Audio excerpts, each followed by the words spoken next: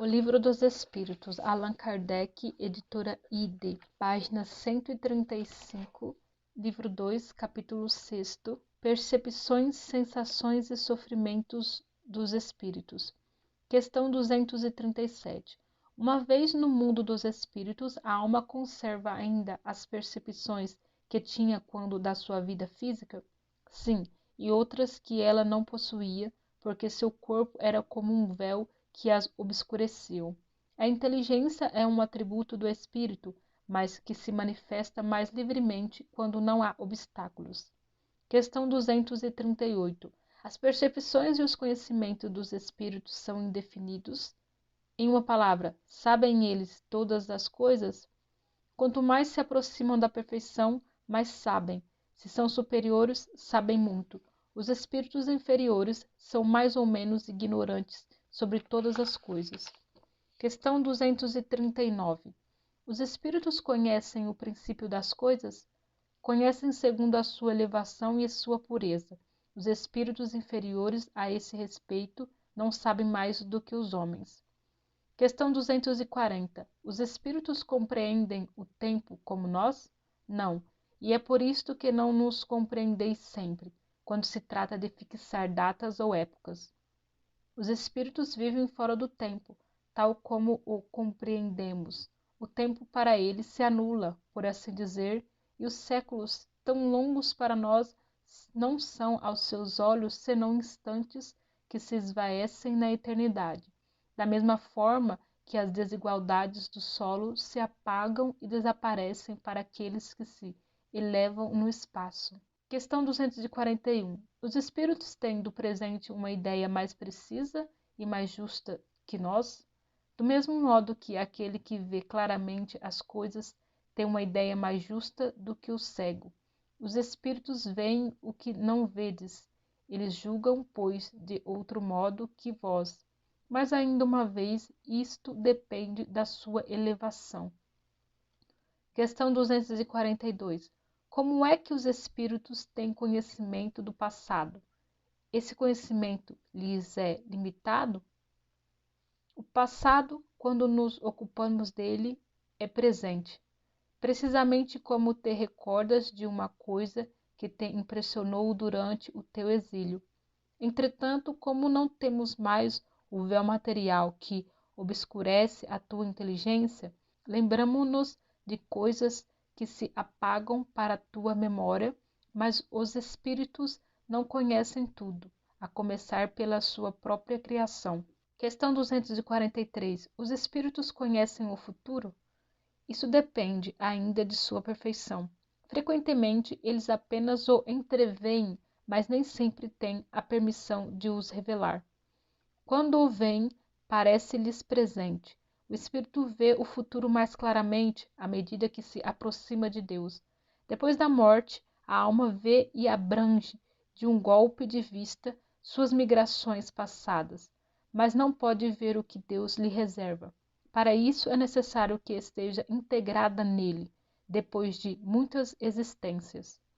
Os espíritos que alcançaram a perfeição absoluta têm um conhecimento completo do futuro?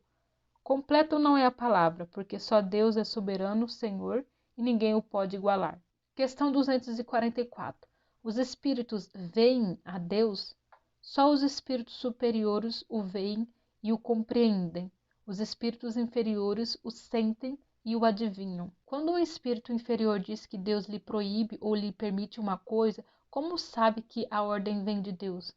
Ele não vê a Deus, mas sente a sua soberania, e quando uma coisa não deve ser feita ou uma palavra não deve ser dita, ele pressente como por uma intuição, uma advertência invisível que o proíbe de fazê-lo. Vós mesmos não tendes pressentimentos que são como uma advertência secreta de fazer ou não alguma coisa?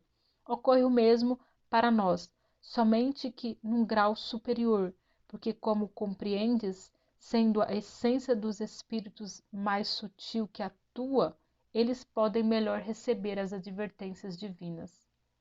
A ordem é transmitida diretamente por Deus ou por intermédio de outros espíritos?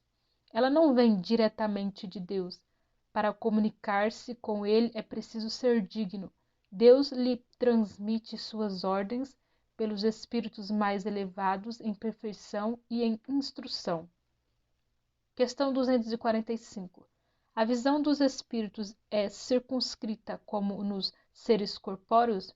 Não, ela reside neles. Questão 246. Os espíritos têm necessidade da luz para ver? Veem por si mesmos, não têm necessidade da luz exterior. Para eles não há trevas, a não ser aquelas em que se encontram por expiação. Questão 247. Os espíritos têm necessidade de se transportarem para ver dois lugares diferentes? Podem, por exemplo, ver simultaneamente os dois hemisférios do globo? Como o espírito se transporta com a rapidez do pensamento, pode-se dizer que vê tudo a uma só vez. Seu pensamento pode irradiar e se dirigir ao mesmo tempo sobre vários pontos diferentes. Essa faculdade depende de sua pureza. Quanto menos puro ele for, mais sua visão é limitada. Somente os espíritos superiores podem ter visão de conjunto. A faculdade de ver nos espíritos é uma propriedade inerente à sua natureza e que reside em todo o seu ser, como a luz reside em todas as partes de um corpo luminoso. É uma espécie de lucidez universal que se estende a tudo, envolve a uma só vez o espaço, o tempo e as coisas, e para a qual não há trevas nem obstáculos materiais. Compreende-se que deve ser assim no homem a visão. Se realiza através do funcionamento de um órgão impressionado pela luz, e sem luz ele fica na obscuridade. No espírito, a faculdade de ver, sendo um atributo próprio, abstração feita de todo agente exterior, a visão é independente da luz. Abre parênteses.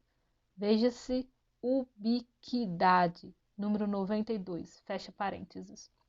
Questão 248. O espírito vê as coisas tão distintamente como nós? Mais distintamente, porque sua visão penetra aquilo que não podeis penetrar. Nada a obscurece. Questão 249. O espírito percebe os sons? Sim, e percebe até mesmo o que os vossos sentidos obtusos não podem perceber. A faculdade de ouvir como a de ver está em todo o seu ser? Todas as percepções são atributos do espírito e fazem parte do seu ser. Quando está revestido de um corpo material, elas não lhe chegam senão por um canal de órgãos, mas no estado de liberdade não estão mais localizadas. Questão 250. Sendo as percepções atributos do próprio espírito, é possível que ele deixe de usá-las? O espírito só vê e ouve o que ele quiser, isto de uma maneira geral e, sobretudo, para espíritos elevados, os imperfeitos ouvem e veem frequentemente, queiram ou não, aquilo que pode ser útil ao seu adiantamento. Questão 251. Os espíritos são sensíveis à música? Quereis falar de vossa música? O que é ela diante da música celeste? Desta harmonia que nada sobre a terra pode vos dar uma ideia? Uma é para outra o canto do selvagem, é para a suave melodia. Entretanto, os espíritos vulgares podem experimentar um certo prazer em ouvir a vossa música, porque não são ainda capazes de compreender outra mais sublime. A música tem para os espíritos encantos infinitos, em razão de suas qualidades sensitivas muito desenvolvidas. Refiro-me à música celeste, que é tudo o que a imaginação espiritual pode conceber de mais belo e de mais suave. Questão 252. Os espíritos são sensíveis às belezas da natureza? As belezas naturais dos diversos mundos são tão diferentes que se está longe de as conhecer. Sim, são sensíveis de acordo com a sua aptidão em apreciá-las e compreendê-las. Para os espíritos elevados, há belezas de conjunto diante das quais desaparecem, por assim dizer, as belezas dos detalhes. Questão 253. Os espíritos experimentam as nossas necessidades e os nossos sofrimentos físicos? Eles os conhecem, visto que os suportaram, mas não sentem materialmente como vós, porque são espíritos. Questão 254. Os espíritos experimentam a fadiga e a necessidade de repouso?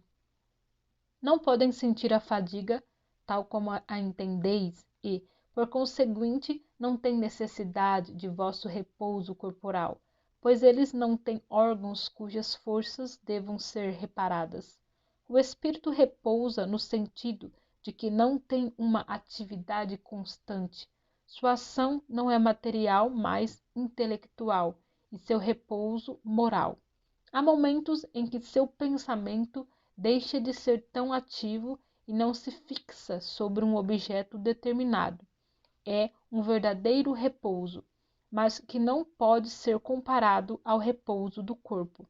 A espécie de fadiga que os espíritos podem experimentar está em razão da sua inferioridade. Quanto mais sejam elevados, menos necessitam de repouso. Questão 255.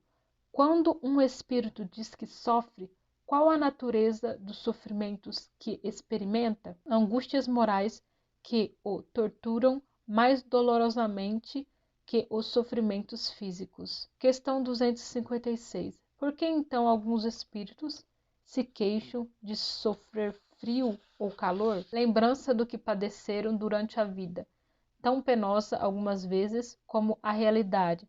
Frequentemente é uma comparação que fazem para exprimirem melhor a sua situação.